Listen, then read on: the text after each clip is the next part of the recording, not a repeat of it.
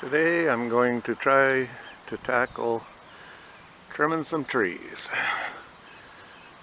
I'm not sure if I'm going to get to this garden or not, but definitely going to do my mom and dad's memorial garden.